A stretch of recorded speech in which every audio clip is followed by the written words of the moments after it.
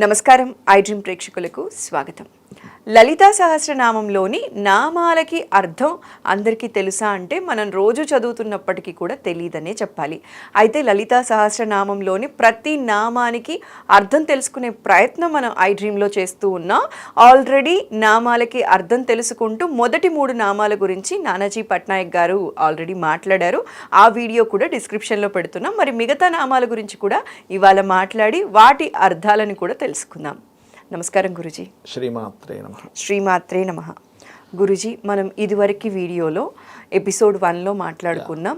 First మొదటి 3 నామాలు ఏంటి, ఎలా చదవాలి, అది రెగ్యులర్గా చదవటం వల్ల ఎలాంటి సమస్యల నుంచి బయటపడొచ్చు అనే విషయం చెప్పారండి.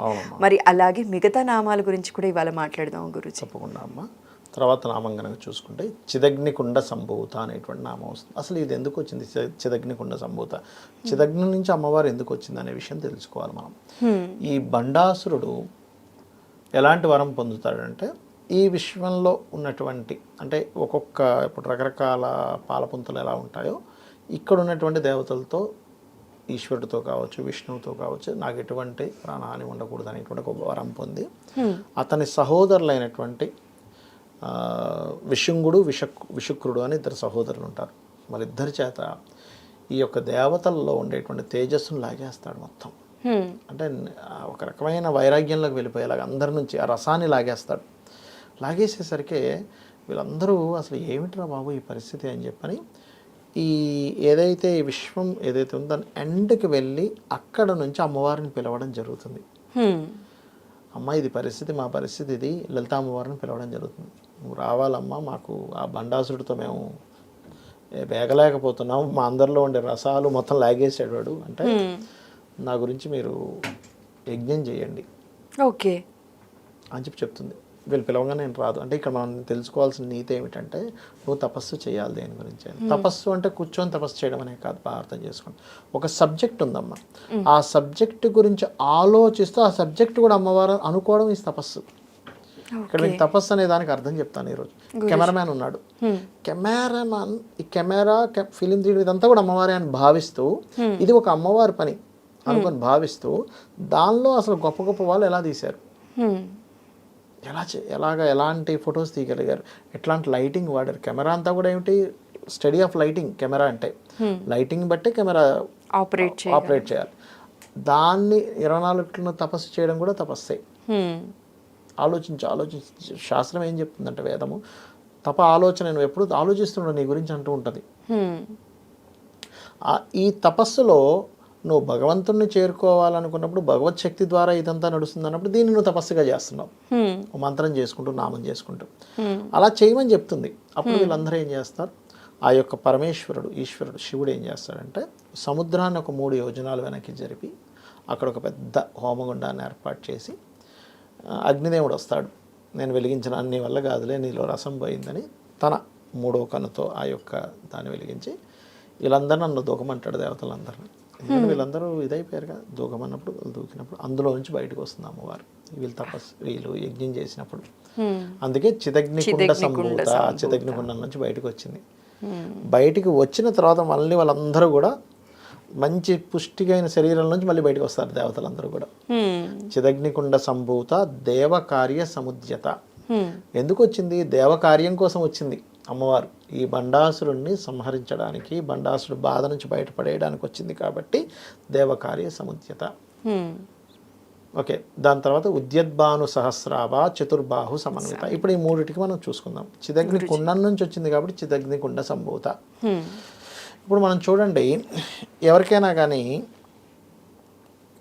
ఆ నామం చేసుకుంటే, ఇప్పుడు చూడండి లైఫ్లో చాలా చూసేసి అంటే కొన్నిసార్లు కొన్ని బిజినెస్లు చేసో లేకపోతే కొన్ని ప్రయోగాలు చేసి డిస్టర్బ్ అయిపోయి నిర్వీర్యం అయిపోతాం. కానీ నా వల్ల ఏమీ కాదని ఫీల్ అవుతుంటాం. ఇప్పుడు దాని అర్థం ఏమిటి, నువ్వు అమ్మవారిలో నువ్వు కంప్లీట్ అమ్మవారిని నమ్మే. శివుడు ఏం చెప్పాడు, నువ్వు దూకండి అన్నాడు. ఓకే, అమ్మవారి చితిలో దూకారు వీళ్ళు, బయటకు వచ్చింది. అంటే అలా గనక నువ్వు నమ్మేవు గనుక, అంటే ఇంకా నా వల్ల అవ్వదు, నేను ఎన్నో చేశాను, ప్రయత్నాలు చేశాను, అంతా అయిపోయింది, ఇంకా నా పని జీరో అనుకునే సమయంలో ఈ మంత్రం చేసుకుంటే పనిచేస్తుంది.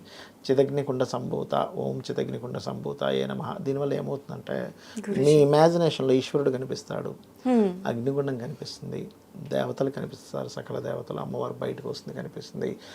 నిర్వీర్యంగా అయిపోయినటువంటి దేవతలు మళ్ళీ ఆమెలో నుంచి బయటకు వచ్చినటువంటి ఇమాజినేషన్ మీరు చేసుకుంటే, ఈ మంత్రం కనుక చేసుకుంటే మీ లోపల కూడా ఇప్పుడు గతంలోని మీరే ఇప్పుడు మీరేనమ్మా.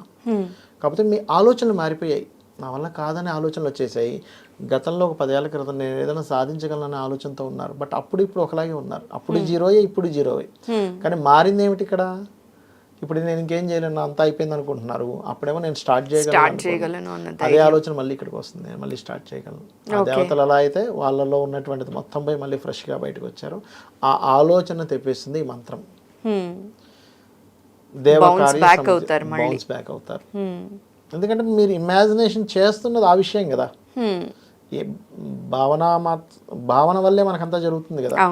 కాబట్టి ఏంటి అది జరుగుతుంది. చిదగ్నికుండ సంభూత దేవకార్య సముద్యత, దేవకార్యం కోసం బయటికి వచ్చింది. ఈ రెండు కలుపుకొని కూడా చేసుకోవచ్చు. ఓం చిదగ్నికుండ సంభూతాయై నమః అనుకోవచ్చు, లేదా ఓం చిదగ్నికుండ సంభూత దేవకార్య సముద్యతాయై నమః చేసుకోవచ్చు. దీనివల్ల బౌన్స్ బ్యాక్ అనేటువంటిది ఖచ్చితంగా జరుగుతుంది. అది ఎలా వచ్చిందంటే బయటికి అని చెప్తున్నారు ఇక్కడ మళ్ళీ. చిదగ్నికుండ సంభూత దేవకార్య సముద్యత ఉద్యద్భాను సహస్రాభ అంటే బయటకు వచ్చేటప్పుడు సహస్రము అంటే 1000 లేదా అనంతము అని అర్థం.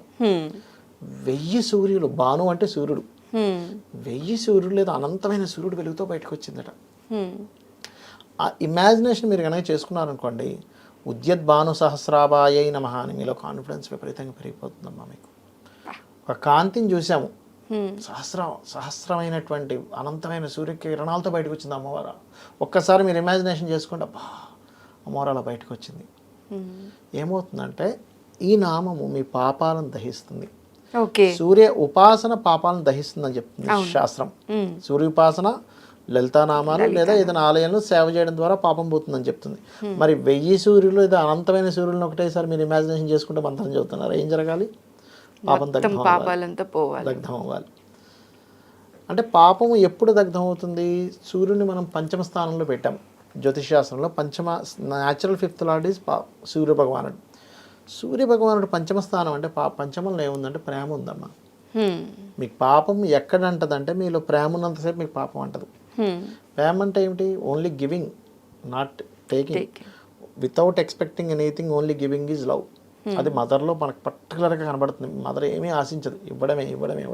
ఎక్కడో కోటి జాతకాల్లో ఒకరికి పూర్వజన్మల్లో మాతృదోషం ఉన్న వాళ్ళకి గొడవలు జరుగుతాయి, కానీ మదర్ అంటే గివింగే, ఎక్స్పెక్ట్ ఏమీ చేయదు ఆవిడ.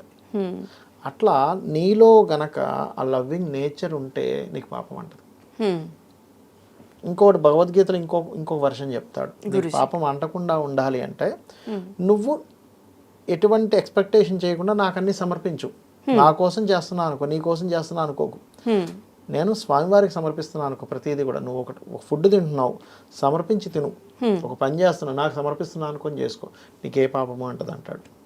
నీ కోసం నీ కామ్యం కోసం లేకపోతే నువ్వేదో పొందాలని చేస్తే మాత్రం నీకు పాపం అంటుతుంది అని చెప్తాడు శ్రీకృష్ణ పరమాత్మ చాలా స్పష్టంగా. ఈ నామం పర్టికులర్గా ఉద్యద్భాను సహస్రాభ చతుర్బాహు సమన్విత, చతుర్బాహువులతో వచ్చింది. ఆ చతుర్బాహువులకు 2 అర్థాలు.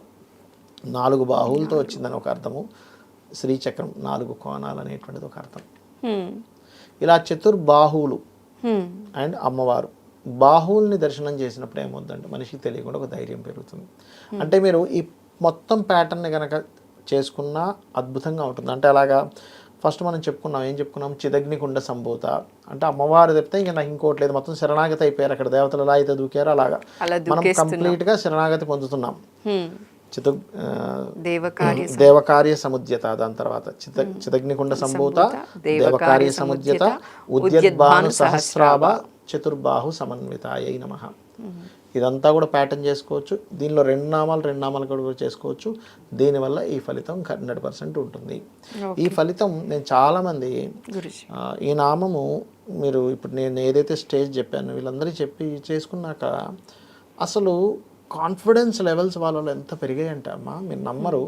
అరే ఇంతకు ముందు చూసినటువంటి పర్సన్ ఇతనేనా అన్నట్టుగా తయారైపోయారు. అంటే మీకు తెలియకుండా లోపల ఆ ఫీలింగ్ వచ్చేస్తుంది. అది చాలా బాగా పనిచేస్తుంది దీనికి. ఎంత బాగా చెప్పారు గురుజీ. అసలు చెప్తుంటే నేను అలా వింటూ ఉండిపోయాను. నేను లీనమైపోయి నేను ఊహించుకుంటున్నాను. ఇప్పుడు అర్థమవుతోంది. అంటే ఒక నామానికి అర్థం తెలుసుకొని లలిత చదివేటప్పుడు ఉన్న అనుభూతికి నార్మల్ గా చదివినప్పటికీ డిఫరెన్స్ ఎంత బాగా తెలుస్తుంది. ఎందుకంటే నేను కూడా లలిత సహస్రనామం చదువుకుంటాను, కానీ అర్థం ఇంత చక్కగా తెలుసుకొని అయితే చదవలేదు గురుజీ. ఇప్పుడు అనిపిస్తుంది నాకు ప్రతి నామం కూడా అర్థం తెలుసుకున్న తరువాతనే చదవాలి, అప్పుడే ఆ అనుభూతి తెలుస్తుంది. పిల్లలకి కూడా చిన్న వయసులోనే కనుక అనుభూతి చెప్పితే వాళ్ళు చదివేటప్పుడు ఇంకా చాలా చక్కగా చదువుకోగలరు. మొత్తానికి thank you so much Guruji. చాలా చక్కగా మా వాళ్ళకి అర్థమయ్యేలా చెప్పారు. సో ఇది విన్న తరువాత ప్రతి ఒక్కరూ కూడా ఎవరైనా డౌన్ ఫాల్ చూసిన వాళ్ళు బౌన్స్ బ్యాక్ అవుతారు. ఇది ఖచ్చితంగా చదువుకొని అందరూ కూడా కష్టాల్లో ఉన్న వాళ్ళు లేకపోతే బిజినెస్ డౌన్ అయిన వాళ్ళందరూ కూడా ఈ నామం చేసుకొని బౌన్స్ బ్యాక్ అవ్వాలని, ఆ లలితమ్మ కృప అందరూ పొందాలని మనస్ఫూర్తిగా కోరుకుంటూ శ్రీమాత్రే నమః. శ్రీమాత్రే నమః.